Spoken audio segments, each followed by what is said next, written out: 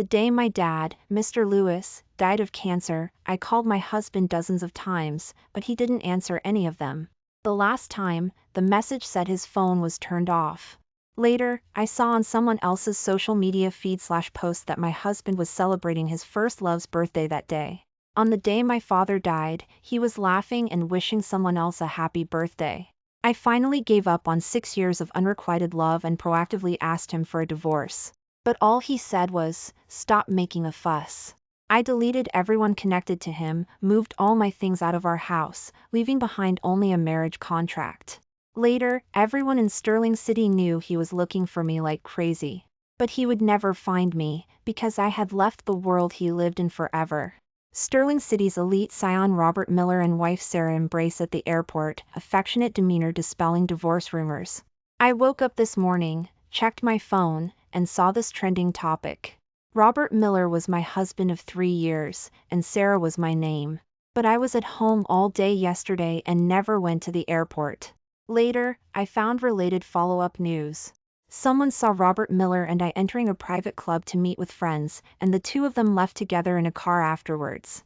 I opened my chat messages with Robert Miller. Most of the messages were long ones from me to him. He would always reply only after an hour or two. My gaze fixed on last night. I asked him if he was coming home.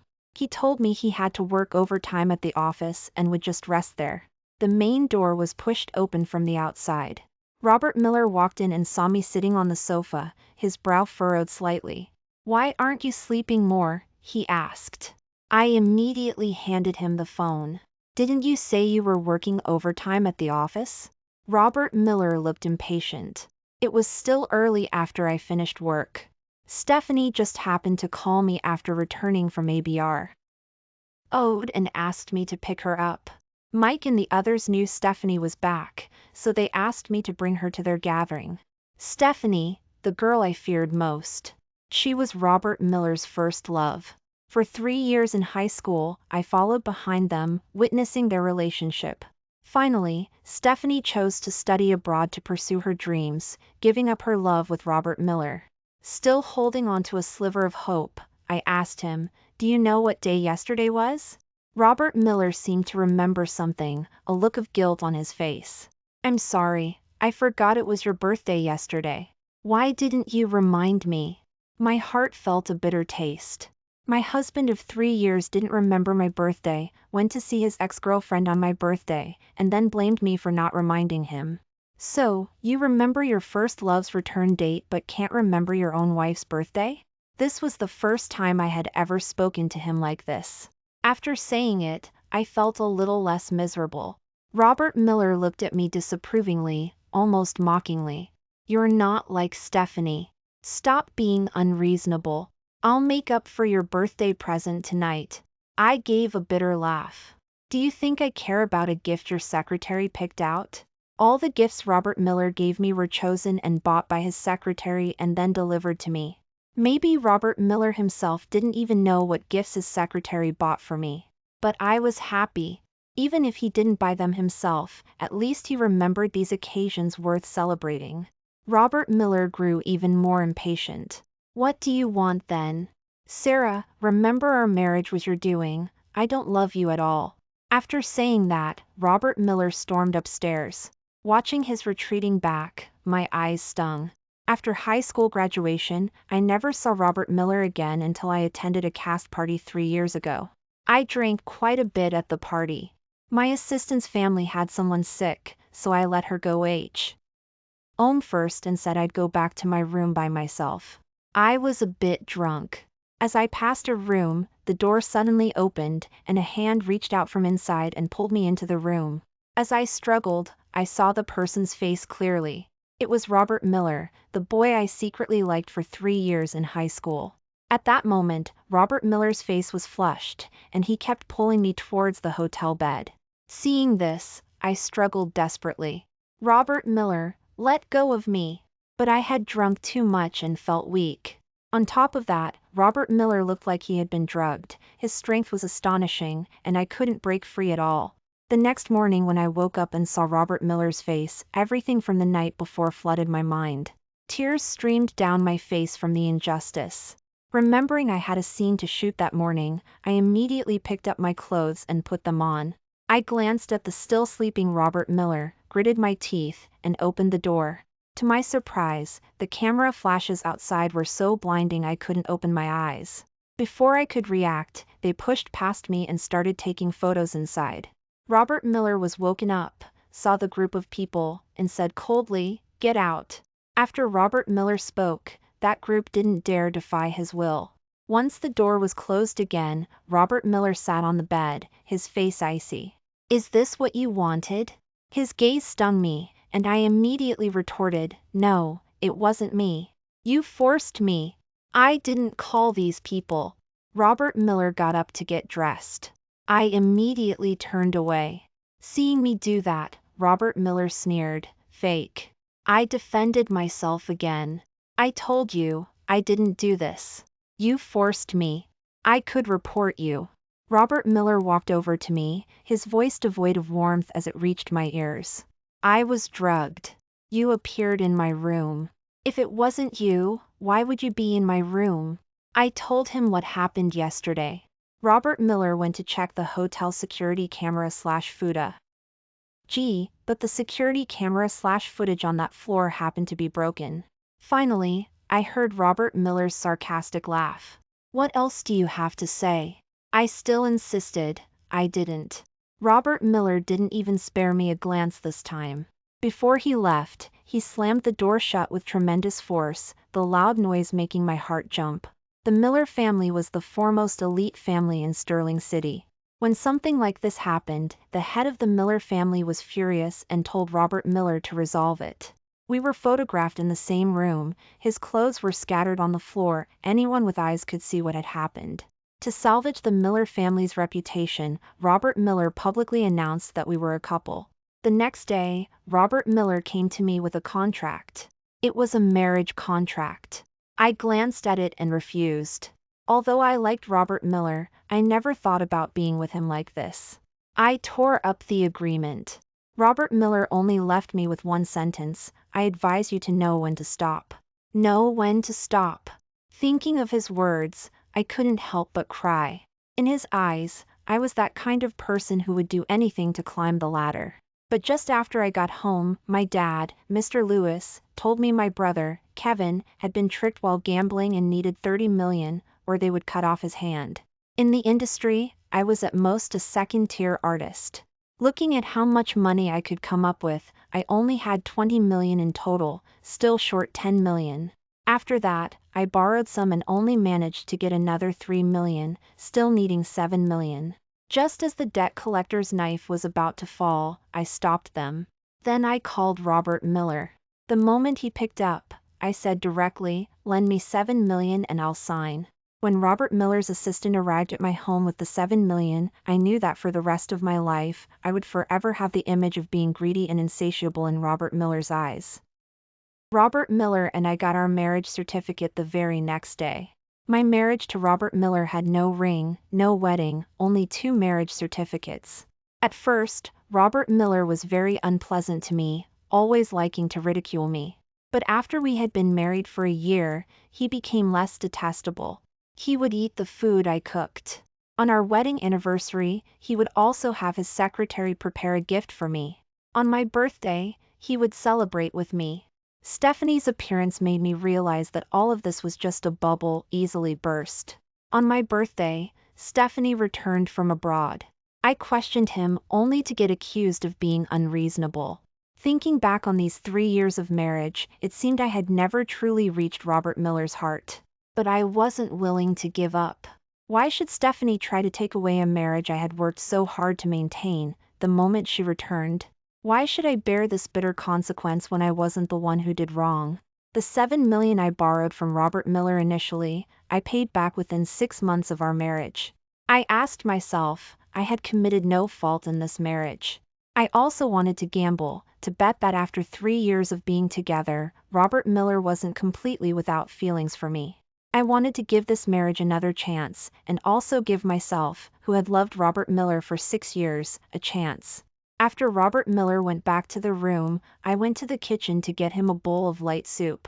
When I pushed the door open and entered, Robert Miller had just come out of the shower. Just like after our previous arguments, I pretended nothing had happened and asked him with a smile, "I made some lean meat soup this morning. Have some, so your stomach doesn't start hurting again." Robert Miller wasn't surprised by my attempt to make peace. In these 3 years of marriage, we had argued before, and each time, I was the one who gave in first. "Okay. Stephanie said she hasn't seen you in a long time and asked me to bring you to the welcome back party she's hosting tonight." Okay. I didn't know what Stephanie was planning. The Fong family was also one of the top elite families in Sterling City. Her welcome back party was very grand, with representatives from almost all the prominent families in Sterling City attending. Robert Miller and I attracted attention when we appeared. After marrying Robert Miller, I didn't give up my career. Robert Miller initially didn't want to bring me to important events. This was the first time I had accompanied him to an evening event as his wife. Stephanie saw me holding Robert Miller's arm, and the smile on her face faded slightly. Seeing this, Robert Miller immediately pulled his arm away. Stephanie's smile instantly brightened. She stepped forward and linked her arm through my other one. "Sarah, long time no see. You're so beautiful now." Stephanie had a lively personality and could quickly strike up a conversation with anyone. "Thank you." I wasn't actually close with Stephanie. I didn't understand why she had Robert Miller bring me and then pretended to be on such good terms with me. She asked Robert Miller playfully, "Robert, can I borrow your wife for a moment?" Robert Miller naturally agreed. Stephanie led me to a corner. The smile on her face instantly vanished, replaced by disdain. "I can't believe you dared to sneak into Robert's bed while I was away. You must be quite pleased with yourself now, huh?" I smiled. "What is there to be pleased about?" "Stephanie, no matter what you want to say to me, Robert Miller is currently my husband." Stephanie's bright face instantly darkened. "Tell me, if I said I wanted to marry Robert, would he divorce you immediately?" Although I wasn't sure myself, at that moment, all I could say was, "Miss Stephanie, being overly confident isn't always a good thing." "Confident? Then let's see who Robert will choose between you and me." The moment she finished speaking, Stephanie grabbed my hand and used it to slap herself hard across the face. The next second, my face was slapped hard by someone. Wearing high heels, I couldn't stand steady and fell directly to the ground. I looked up and met Robert Miller's grim gaze, which looked as if he wanted to skin me alive. My abdomen suddenly cramped with pain. I sat on the ground, clutching my abdomen miserably. "Robert, my face hurts so much." Stephanie's voice drew Robert Miller's attention. Robert Miller picked her up in one swoop and walked past me. My abdomen was hurting intensely, but not a single person was willing to help me up. I heard the people around me whispering and saw the disdain in their eyes. I looked up in Robert Miller's direction, and Stephanie showed me a smug expression. It was as if she was saying, "You'll never be able to compete with me." Suppressing the urge to cry, I struggled to my feet, straightened my back, and walked out of there one step at a time, as if that would make me feel less pathetic. After leaving the Chin family's place, the car that brought us was gone, so I called a taxi and went to the hospital. After the examination, the doctor held the report and told me, "You're pregnant, 2 months along. There are signs of a threatened miscarriage. For the safety of the little life, try not to wear high heels." My eyes widened, and I tremblingly touched my abdomen. Was there a little life here? At that moment, my tears flowed like a river with its floodgates opened. Seeing how hard I was crying, the doctor asked, "Do you not want this child?" I wiped away my tears with my hand and said choked up, "No, no, I want it. I'm just too happy. I never thought in this lifetime I could have a child of my own." This feeling was truly wondrous. The doctor prescribed some medicine for me. "Go pay the bill and pick up the medicine. You need to keep your spirits up, avoid major emotional swings, and don't overexert yourself during this time." I thanked the doctor. After taking just one step, I stopped, took off my 10-centimeter high heels, and walked out of there barefoot. While paying the bill and picking up the medicine, I saw Robert Miller and Stephanie nearby as well. Robert Miller saw me and couldn't help but frown. "What are you doing here?" As if he'd thought of something, he looked at me with disgust. Are you following us? Before I could speak, Stephanie said softly, Robert, why are you being so harsh to Sarah? She just feels guilty and came over to apologize to me. This was meant to confirm their suspicion that I was following them, and also to make me bow my head and apologize to her. If you came to apologize, then hurry up and do it. Robert Miller's tone was very harsh, giving me no chance to speak at all. Regardless of the current setting, I was just glad I was wearing a mask. It was nighttime, so there weren't that many people around, and the chance of being photographed was lower. I stood up. Even though I wasn't wearing shoes, my height of 1.72 meters was still taller than Stephanie's even with her high heels on. I said to them, I wasn't following you. I was hit and fell to the ground, and my abdomen felt uncomfortable, so I came here for a checkup. If I had known Robert Miller brought Stephanie here, I absolutely wouldn't have come to this hospital. Stephanie covered her face, then theatrically let go. Excuse me, I just moved my facial muscles, and it hurts a bit. I pressed my tongue against the side of my face that had been hit. It was quite swollen, and even moving it slightly hurt terribly. Robert Miller heard what Stephanie said and immediately told me, I don't care if you were following us or not. Since you're here, apologize properly to Stephanie. My heart felt like it was being pricked by needles. The night wind and dust seemed heavy, constantly getting into my eyes and making them sting terribly.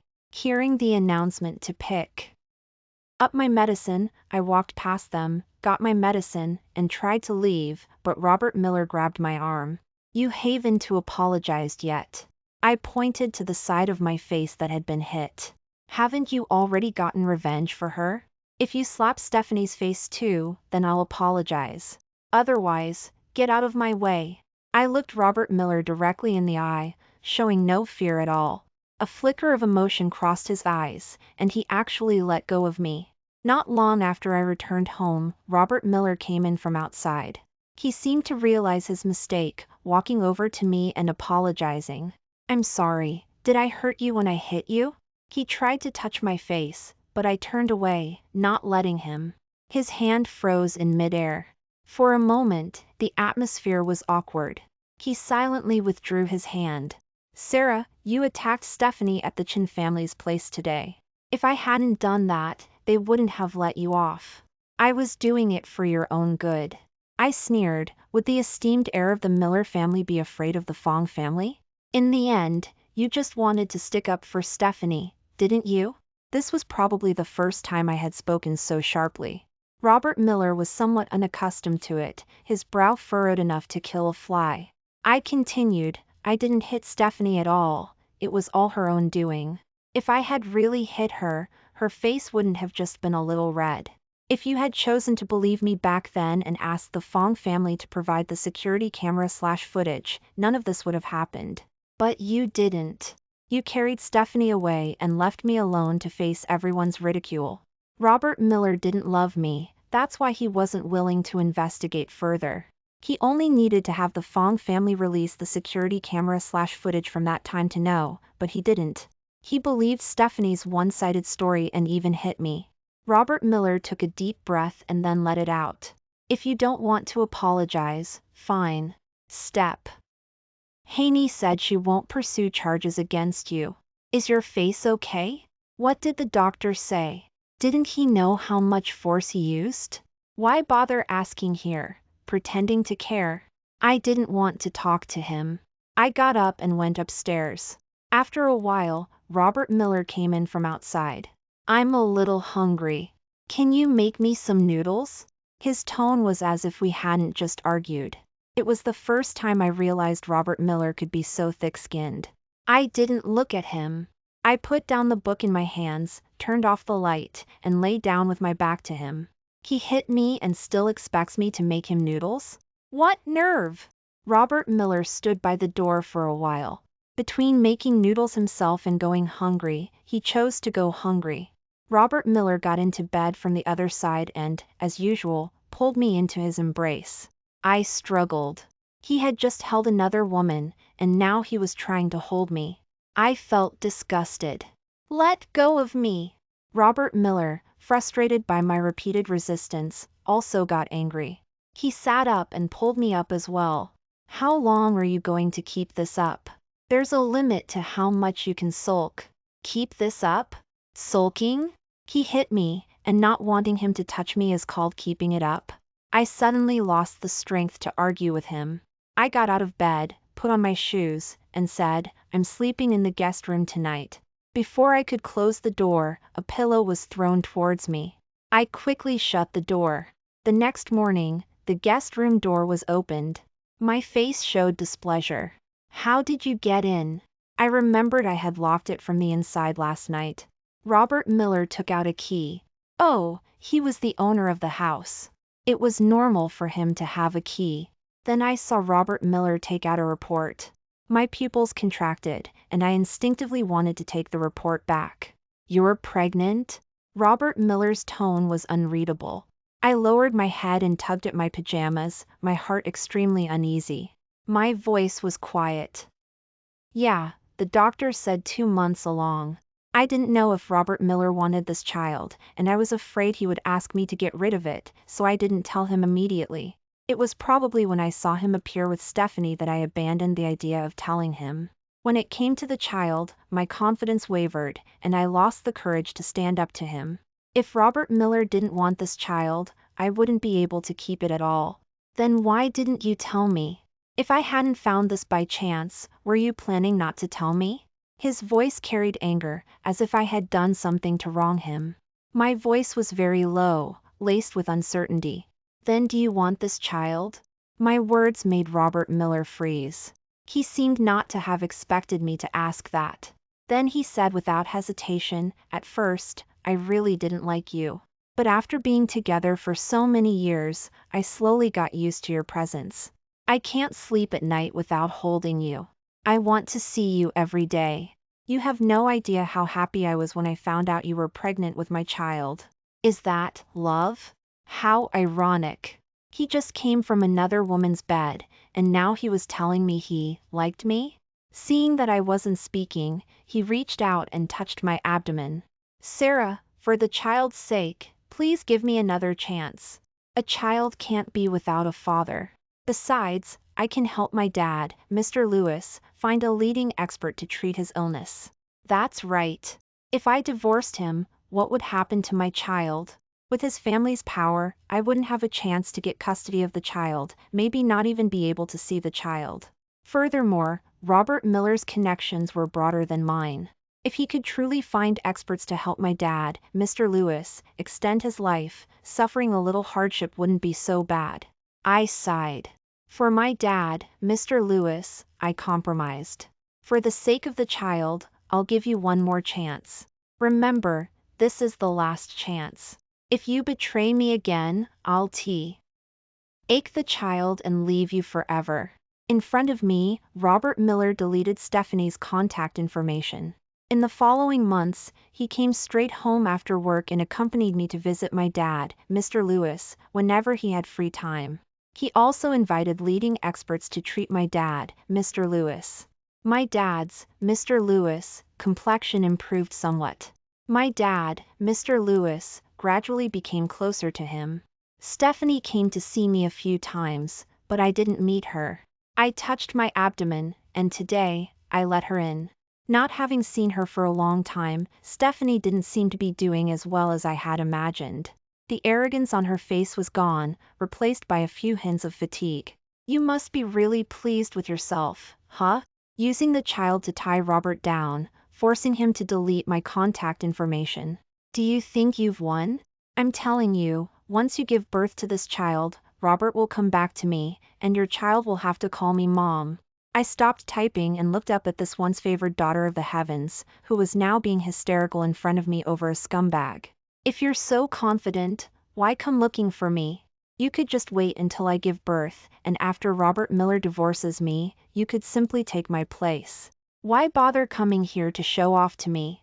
Stephanie's previous arrogance completely vanished, but she still spoke stubbornly. "I just came here to tell you in advance, so you wouldn't keep being smug." "Oh, I see." My attitude made Stephanie feel like she was punching cotton, with no impact at all. Aren't you even angry? Stephanie was unwilling to see me so indifferent. I paused for a moment, then smiled. Why be angry? Our marriage was just a contract. We'd divorce when the time came. Your appearance wouldn't change this outcome. At most, it just made me see more clearly what kind of person Robert Miller is. Robert is a good man. He's only like this because he doesn't love you. I know what kind of person he is better than you do. Seeing me talk about Robert Miller, Stephanie bristled like a cat, looking as if she wanted to claw me. Oh. I lowered my head and continued typing. Stephanie stomped her foot in anger and left in a huff. Although I wasn't divorcing Robert Miller for the time being, I just treated him like a roommate. Whatever he did, I maintained an attitude of it having nothing to do with me. He knew Stephanie had come to see me and said nervously, "Sarah, don't worry, Stephanie won't come looking for you anymore." Seeing me look at him, he quickly added, "Don't worry, I won't see her anymore either. From now on, you're the only woman for me." A few more days passed, and my brother, Kevin, called me, saying my dad, Mr. Lewis, might not make it. Robert Miller was on a business trip abroad, so I didn't call him. My dad, Mr. Lewis, could only be kept alive by a ventilator now. When he saw me, tears streamed from his eyes. He wanted to speak but couldn't. I stepped forward and held his hand. "Dad, don't talk. I'm doing well now, don't worry." 2 days later, my dad's, Mr. Lewis, condition worsened. He was always confused, couldn't recognize people, but kept mumbling something. I leaned in close to him and heard him weakly call out, "Robert." I immediately understood what he wanted. "Dad, you want to see Robert, right? I'll call him on video right away so you can see him." I started calling him on video. I called him almost 10 times, but he didn't answer.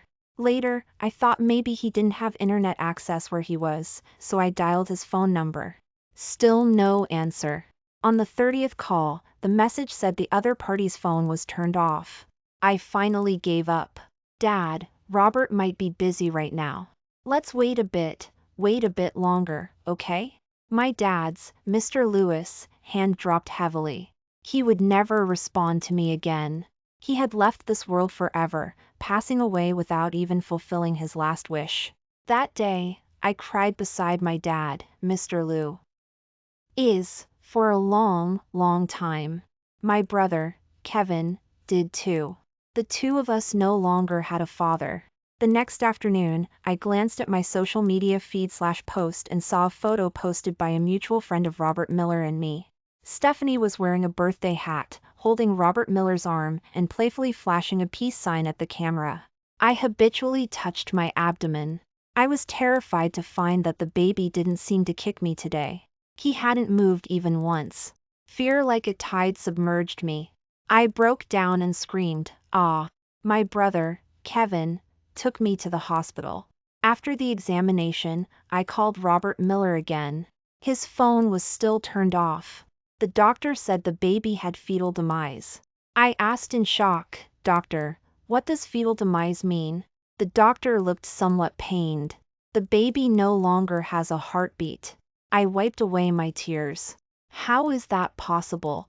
He even moved a little last night. "Doctor, please check again, okay? How could my baby not have a heartbeat? He was perfectly healthy."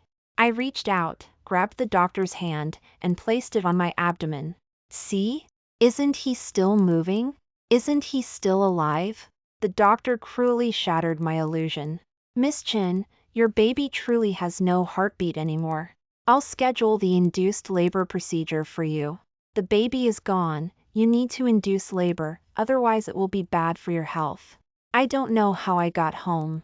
My brother, Kevin, was standing nearby, looking as if he wanted to speak but didn't. I saw the worry in his eyes. "Kevin, you go ahead and handle Dad's, Mr. Lewis, funeral arrangements. I want to be alone." "Sis, don't do anything foolish. You're the only family I have left. I'm okay, don't worry." I tried to force a smile, but couldn't. It was too painful, I couldn't manage a smile. When they induced labor, I didn't get an epidural. Because my carelessness resulted in this child not being able to see this world, I wanted to make sure I'd always remember this pain. An 8-month-old baby is already fully formed. How wonderful it would have been if he could have opened his eyes and looked at me. I buried the baby next to my dad, Mr. Lewis, so they could keep each other company over there. After the induced labor procedure was over, I didn't stay for postnatal confinement. Instead, I returned to Robert Miller's house, printed out a marriage contract, placed the procedure report for induced labor/delivery on the table, and then began clearing out all my things. After moving back into my brother, Kevin's home, I said to the empty air system, "Detach from this body." A mechanical voice replied, "Host, the male lead system love value has not reached 100%. Detaching now could result in mission failure." Detach, I insisted. The system couldn't argue with me. The next second, I floated in the air, watching the lifeless body of myself on the bed, my heart feeling nothing. Take me to Robert Miller. Robert Miller, who had been gone for 5 days, finally returned home. He entered cautiously, as if afraid of waking me. Then he turned on the lights. Seeing the empty house, a panicked look appeared on his face. He dropped his suitcase. Passing through the living room, he saw the marriage contract I had left behind, as well as the procedure report for induced labor/delivery. He froze entirely. The next second, he quickly ran upstairs, opened the door, I wasn't there. He opened the closet, it only contained his clothes. He walked to the vanity, all my skincare products were gone. "Sarah, where are you? Don't scare me." He searched the entire house but couldn't find any sign of me. He took out his charger to charge his phone. The moment it could turn on, he called me immediately. But I had already blocked his phone number. The call didn't go through. He then tried calling me on voice message, but I had blocked and deleted him there too. He kept calling my number like a trapped beast. Then, as if remembering something, he called my brother, Kevin. This time, my brother, Kevin, answered. "Kevin, where's your sister? Did she go back to your place?" "My sister is dead." Kevin's voice choked up. After saying that, he hung up the phone. When Robert Miller tried calling again, it wouldn't go through. Robert Miller, who had just returned home, immediately bought train tickets to my home. When he arrived, my brother, Kevin, didn't open the door for him and even wanted to let his dog bite Robert Miller. It was Uncle George who stopped him. "Kevin, please let Sarah come out, okay? What happened? Why isn't she home? And what about the baby? Why did you induce labor?" Hearing this, my brother, Kevin, got even angrier. Uncle George didn't stop him anymore. My brother, Kevin, immediately grabbed a shovel and swung it at Robert Miller. "Get out! My sister doesn't want to see you. Don't dirty my home." Robert Miller was trained. My brother, Kevin, was no match for him. After controlling my brother, Kevin, he took advantage of my family not paying attention and ran inside, finding the room where I was. After he went in, he saw me, my face pale. His hands trembled as he wanted to touch me but didn't dare. My brother, Kevin, caught up. "Don't touch my sister." My brother, Kevin, shoved him away. Robert Miller's eyes were so red they looked like he wanted to eat someone. "What's going on? Why is Sarah like this? Did you do something?" At this, my family couldn't hold back either. They said angrily, "What did we do? Why don't you ask yourself what you did? I'm asking you, where have you been these past few days? Why didn't you answer any of the dozens of calls Sarah made to you?" Robert Miller didn't dare to say, but my brother, Kevin, knew. Where else could he be? Of course, he was traveling abroad with his mistress. Before I left, I wrote a letter asking my brother, Kevin, to handle my affairs after my death, to prevent my brother, Kevin, from being deceived by Robert Miller. I also wrote down everything Robert Miller had done during those days. When my brother, Kevin, saw him, he wanted nothing more than to eat his flesh. Robert Miller's eyes were panicked. "I didn't. Don't say things like that in front of Sarah." In response to his stubbornness, my brother, Kevin, directly showed Robert Miller my will. After reading it, Robert Miller collapsed onto the ground, his eyes completely losing their light. My brother, Kevin, didn't tolerate him. He immediately had our family relatives drag Robert Miller out, so he wouldn't stain my sight. I floated over to Robert Miller and heard him repeatedly apologizing to me, and he was crying. "Sarah, I know I was wrong, I really know I was wrong. Please come back, okay? I really know I was wrong, I shouldn't have lied to you, I'm sorry, I'm sorry." Hearing him was irritating, so I left. Before I left, I wrote that I hoped my brother, Kevin, would scatter my ashes into the ocean, and he did just that. Only, as soon as he reached the coast, he saw Robert Miller. He never expected Robert Miller would actually dare to just snatch my ashes. He brought a few bodyguards to restrain my brother, Kevin, and the others, then grabbed my ashes and ran. After he brought my ashes home, he put them in the bedroom. For days on end, he slept holding the ashes, and even had to look at them while eating. Watching from the side, I was truly disgusted. Stephanie came to see him. He grabbed Stephanie by the neck. "Who told you to come here? Sarah doesn't want to see you." Stephanie saw my urn and screamed, "Robert, you're crazy. Why did you put her urn here?" Then she backed away a few steps in fear. Robert Miller looked in the direction of the urn, his tone gentle. "Sarah, I know you don't like seeing her. I'll make her leave right now. Don't be angry." Seeing Robert Miller like that, Stephanie completely broke down. "Robert Miller, Sarah is dead. Are you insane?" "Shut up. Sarah isn't dead. She just doesn't want to come out and see me." Robert Miller clenched his fist, wanting to punch Stephanie. Seeing him like that, Stephanie's heart turned cold, and she sneered, "Robert Miller, what are you doing pretending to be so devoted? Sarah won't forgive you for doing this either. Didn't you see the novel Sarah wrote? It's all about her experiences these past few years. You have no idea how much she hated you before she died." "What novel?" "Heh, just look online and you'll know. Sarah was right, you're a jerk, always wanting what you don't have." After cursing him out, Stephanie ran off. If she hadn't run, Robert Miller might really have hit her. Robert Miller took his phone, and as soon as he went on social media, he saw the trending topic about me. He clicked on it, saw a link, which then directed him to a novel website. I had uploaded a novel, written from my perspective. I wrote down everything I had experienced over the years, as well as my thoughts and feelings at the time, including how Robert Miller had forced himself on me, how he had insulted me, and finally, how he had wavered between Stephanie and me. At the end, I also wrote a sentence, "No matter the outcome, I did love Robert Miller. But if I could, I would rather have never met him in this life." After Robert Miller finished reading, the system prompted that the system love value had reached 100%. My mission was over. System, clear emotions, prepare to leave this world. Before I left, I saw Robert Miller jump into the ocean holding my urn. Whether he lived or died, I no longer cared.